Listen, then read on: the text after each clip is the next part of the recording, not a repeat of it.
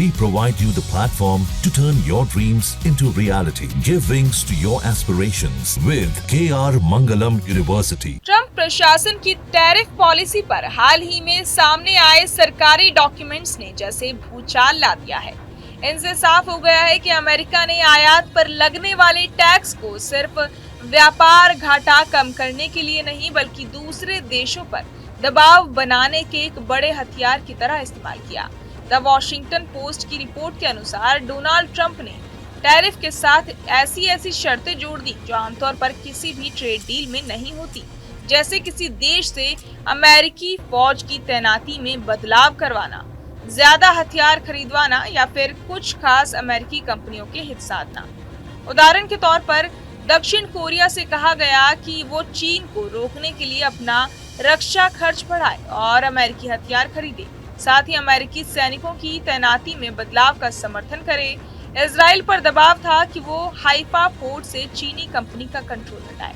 भारत भी इस रणनीति का सीधा निशाना बना। ट्रंप ने कई बार चेतावनी दी कि अगर भारत रूस से तेल खरीदना बंद नहीं करेगा तो उस पर 50% तक टैरिफ लगा दिया जाएगा। अमेरिका का तर्क था कि रूस को तेल बेचकर मिलने वाला पैसा यूक्रेन युद्ध को बढ़ावा देता है। ये पूरा मामला दिखाता है कि वॉशिंगटन ने अपने व्यापारिक टैक्स को भू राजनीतिक एजेंडे के साथ जोड़कर इस्तेमाल किया। दस्तावेज बताते हैं कि ताइवान, भारत और इंडोनेशिया जैसे देशों पर भी दबाव डाला गया कि वो अपना रक्षा खर्च बढ़ाएं और ज्यादा अमेरिकी सैन्य हार्डवेयर खरीदें। इतना ही नहीं, ट्रंप प्रशासन ने कुछ अमेरिकी कंपनियों को भी सीधे फायदा पहुंचाने की कोशिश की। जैसे अफ्रीकी देश लेसोथो से कहा गया कि वो स्टारलिंक को बिना दफ्तर खोले काम करने दे और एक अमेरिकी रिन्यूएबल एनर्जी कंपनी को टैक्स में छूट दे। इजराइल को चेतावनी दी गई कि वो शेवरॉन के गैस प्रोजेक्ट में दखल ना दे। इस रणनीति का एक और बड़ा मकसद चीन के बढ़ते प्रभाव को रोकना था। उदाहरण के लिए कंबोडिया में अमेरिकी नौसेना की सालाना विजिट की शर्त रखी गई।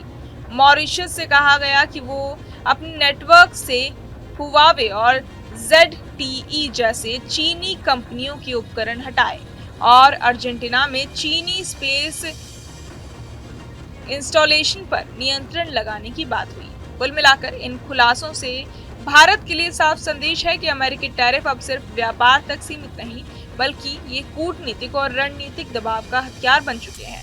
ऐसे में भारत को अपनी अंतर्राष्ट्रीय साझेदारियों और व्यापारिक डील्स को बहुत सोच समझकर करना होगा ताकि किसी भी दबाव में अपने राष्ट्रीय हितों से समझौता ना हो।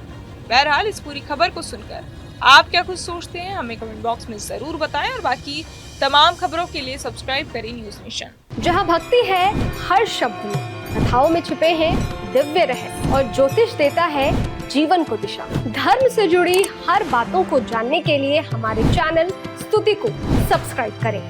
चैनल पर जाने के लिए इस लिंक पर क्लिक करें।